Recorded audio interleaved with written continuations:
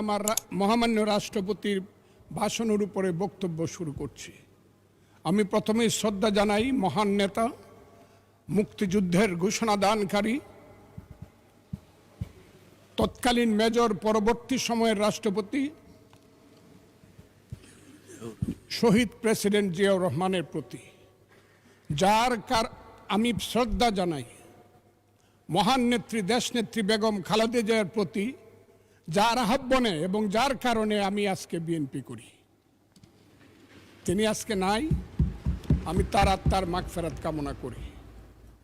আমি বক্তব্যের আগেই আমাদের নেতা প্রধানমন্ত্রী জনাব তারেক রহমান, তাকে উদ্দেশ্য করেই বলবো, মর্নিং শোজ দ্য ডে। সকালবেলায় দেখা যায় বিকালটা কেমন যাবে। আমাদের প্রধানমন্ত্রী এই দেশের জন্য, এই দেশের উন্নয়নের জন্য প্রথম থেকেই যে কর্মসূচি নিয়ে কাজ করছেন, কালকেও যশোর থেকে উলসি খাল খনন করে তিনি এসেছেন। আমার বিশ্বাস এই দেশের মানুষের দুর্ভাগ্য দূর করে বাংলার পূর্বাকাশে নতুন সূর্য উঠবে বলে আমি বিশ্বাস করি। মাননীয় স্পিকার, রাষ্ট্রপতি ভাষণের উপরে আমার মিক্সড ধারণা আছে। আমার প্রথমেই বলতে হবে, সেই সত্য যা রচিবে তুমি, যা ঘটে তা সত্য নয়, কবি তব মনোভূমির রামের জন্মস্থান, অযোধ্যার চেয়েও সত্য যেন, বাল্মীকির কবিতা। কারণ হলো, মাননীয় রাষ্ট্রপতি যা যা বলেছেন, আমি প্রথমেই বলি 2, 3 এবং 4 নম্বর প্যারা। 2 নম্বর প্যারায় মুক্তিযুদ্ধকে উনি যেভাবে বলেছেন সঠিক বলেছেন, কিন্তু আরও বিস্তারিত হলে আমাদের প্রধানমন্ত্রী যেমন বলেন যে মুক্তিযুদ্ধকে মহিয়ান করতে হবে, মুক্তিযুদ্ধ আরও মহিমান্বিত হতো আরেকটু ইলাবোরেট করে লেখলে।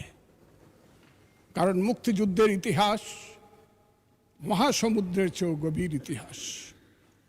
আমি আজকে আপনার কাছে বলবো 3-4 প্যারায় মুক্তিযোদ্ধাকে যেভাবে 5ই আগস্টের সঙ্গে যোদ্ধাদের সঙ্গে তুলনা করা হয়েছে, 5ই আগস্টের যোদ্ধাদেরকে আমি ছোট করে দেখি না। তাদের যারা শহীদ হয়েছে আমি তাদের প্রতি শ্রদ্ধা নিবেদন করি এবং তাদের আত্মার মাগফিরাত কামনা করি। শহীদ আমি ছিলাম 5ই আগস্টে, তার আগে 10 বছর যাবৎ, যেদিন থেকে আমি বলা শুরু করেছিলাম আওয়ামী লীগ একটি অভিশপ্ত রাজনৈতিক দল, সেই দিন থেকে 10টি বছর নিরন্তর আমি যুদ্ধ করেছি। আমি আমার যেদিন সর্বশেষ 28শে অক্টোবর নয়াপল্টনের মাঠ থেকে 10 লক্ষ লোকের মিছিলটাকে ফ্যাসিস্টরা ভেঙে দিল, অনেকেই জেলে চলে গেলেন, অনেকেই পলাতক ছিলেন, হাজার হাজার নেতাকর্মীর নামে যেদিন যুদ্ধ হলো, সেদিন আমি বললাম যে আমি সংসপ্তকের ভূমিকা পালন করব, জয় অথবা মৃত্যু। আমি হাসিনা সরকারের বিরুদ্ধে সব কিছু করব। স্ত্রীকে বললাম তুমি বিধবা হতে পারো, সন্তানদেরকে বললাম তোমরা এতিম হতে পারো, কিন্তু শেখ হাসিনা সরকারের পতন না হওয়া পর্যন্ত আমার যুদ্ধ চলবে। এবং আমি বোধহয় একমাত্র ব্যক্তি যে 4 আগস্ট দুপুর 1টার সময় বলেছিলাম যে আগামী 24 ঘন্টার মধ্যে শেখ হাসিনা চলে যাবে, কারণ তার সরকার উত্তর সিরানা হয়ে গেছে, এবং 23 ঘন্টার মধ্যে শেখ হাসিনার সরকার চলে গিয়েছিল। আমি সেই আন্দোলনে ছিলাম। বলতে পারেন মিছিলে ছিলেন না, আমি মিছিলে ছিলাম না আপনাদের মতো, কারণ আমার বয়স 23 বছর ছিল, তখন আমি এরশাদ বিরোধী মিছিলের প্রধান নেতা ছিলাম আমি। কিন্তু এখন আমার বয়স 78 বছর। আমার ছেলে ব্যারিস্টার 5 বছর আগে, আমার ছেলে ইঞ্জিনিয়ার 10 বছর আগে, তারা 5 দিন পর্যন্ত বাসায় আসেনি, তারা মিছিলে গিয়েছিল, তারা কেউ বাসায় আসেনি। কাছেই আগস্ট মাসকে আমিও খুব ছোট করে দেখি না, তবে কোনো কারণে আগস্ট কোনো বিপ্লব নয়, আগস্ট হলো গণ অভ্যুত্থান। সেই গণ অভ্যুত্থানকে যারা মুক্তিযুদ্ধ এবং মুক্তিযোদ্ধার সঙ্গে তুলনা করতে চায়, জুলাই যুদ্ধ এবং মুক্তিযুদ্ধ, তাদেরকে আমি বলবো, সবাইকে আমি বলবো, এই কথাটা বলাই অন্যায়। কারণ মুক্তিযুদ্ধ প্রশান্ত মহাসাগরের সঙ্গে ডুবার তুলনা করা যেমন, হিমালয় পর্বতের সঙ্গে টিলার তুলনা করা যেমন, মুক্তিযুদ্ধের সঙ্গে 5ই আগস্টের তুলনা করা ঠিক তেমনি। আমি আজকে খুব পরিষ্কারভাবে বলতে চাই, মুক্তিযুদ্ধ এবং স্বাধীনতা সংগ্রাম একদিনে বাঙালি জাতির হয় নাই।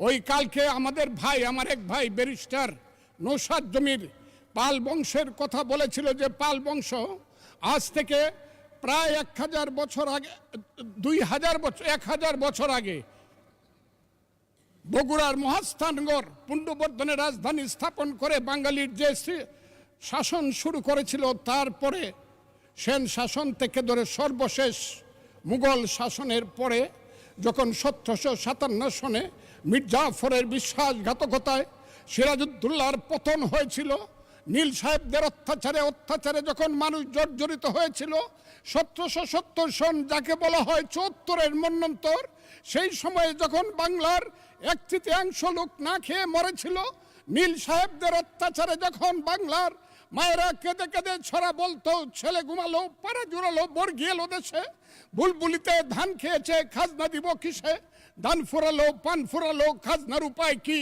আর কটা দিন সবুর করো রসুন বুনেছি। সেই যে ব্রিটিশের বিরুদ্ধে যুদ্ধে বাংলার মানুষ প্রথম নেতৃত্ব দিয়েছিল, সেই নেতৃত্বের মাধ্যমেই আমরা দেশ স্বাধীন করেছিলাম। আমি আজকে আপনাদেরকে বলি, 2005 সন থেকে ধরে 8 সনে ক্ষুদিরামের ফাঁসি, যে ফাঁসিতে গান হয় বাংলায় আজও একবার বিদায় দেমা ঘুরে আসি, সেই প্রফুল্ল চাকির ফাঁসি, এই যে যুদ্ধ, তারপরে চিত্তরঞ্জন দাস, এরপরে 190 বছর পরে একজন বাঙালি মুসলমানের সন্তান, বাড়ি তার বরিশাল, সিরাজউদ্দৌলার পরে প্রথম বাংলার সিংহাসনে বসল। ওই দিন দেখলাম 2 জন মন্ত্রী সাহেব বললেন উনি মুখ্যমন্ত্রী। নো, 1937 সনে যখন শেরে বাংলার সিংহাসনে বসেছিলেন, তখন উনি প্রধানমন্ত্রী ছিলেন।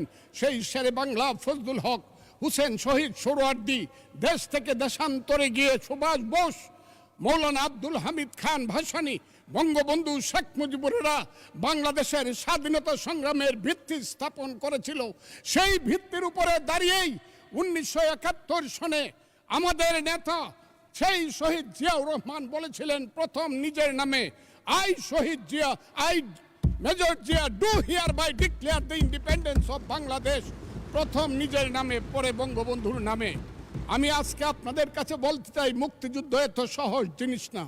আপনি যে এখানে বসে আছেন, আপনি যে সালুটি করে যুদ্ধ করেছিলেন 4 দিন, কত লোক মারা গিয়েছে, কত সন্তান শহীদ হয়েছে, একটা বন্দুকের আওয়াজ, একটা কামানের আওয়াজ সিলেটে হয়েছে, আর আমি ময়মনসিংহে বসে সেই আওয়াজটি শুনেছি। আখাউড়াতে সেই নদীতে যে যুদ্ধ হয়েছে, যে যুদ্ধে নেতৃত্ব দিয়েছে খালেদ মুশাররফ, হায়দারেরা, সেই শব্দ আমার বাড়ি থেকে 100 কিলোমিটার দূরে, সেই শব্দ আমি শুনেছি। ওই যে ধানোয়া কামালপুরে কর্নেল তাহেররা যুদ্ধ করেছে, সেই যুদ্ধের সংবাদ শব্দ আমি কিশোরগঞ্জ থেকে শুনেছি। 11টা সেক্টর ছিল, 1 নম্বর সেক্টর কমান্ডার জিয়াউর রহমান, 2 নম্বর খালেদ মুশাররফ। জিয়াউর রহমান যখন ব্রিগেড কমান্ডার হলেন, তখন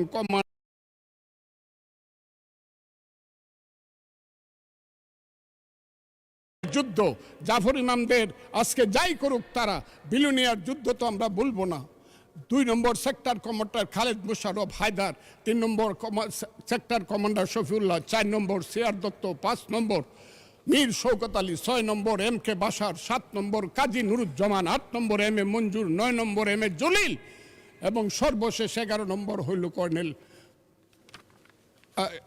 তাহের, যার পা চলে গিয়েছিল। সেই যুদ্ধ, যে যুদ্ধে সারা পৃথিবী জড়িত ছিল, যে যুদ্ধে ইন্ডিয়া 3রা ডিসেম্বর 1971 সনে আমাদেরকে সহযোগিতা করার জন্য অংশগ্রহণ করেছিল, এবং তার হাজার হাজার সৈন্য এই মাটিতে রক্ত দিয়ে গেছে, এবং যে ইন্ডিয়া আমাদের দেশের স্বাধীনতার জন্য বঙ্গোপসাগরে যে 7ম নৌবহর এসেছিল, আমেরিকার বিশ্বযুদ্ধের রিস্ক নিয়েছিল, আমাদের জন্য সোভিয়েত ইউনিয়নের বদস 3টা ভেটো দিয়েছিল, তা না হলে আমাদের দেশ স্বাধীন হতো কিনা সন্দেহ ছিল। সেই মুক্তিযুদ্ধের সঙ্গে যখন 1 মাসের গণ আন্দোলনকে তুলনা করা হয়, তখন মুক্তিযুদ্ধকে ছোট করা হয়। আমি মনে মনে ভাবি, হয়তোবা আমি মরে গেলেই ভালো হতো। আমি আজকে আপনাদের কাছে প্রশ্ন রাখতে চাই, 5ই আগস্টের পরে কি হলো? আমাকে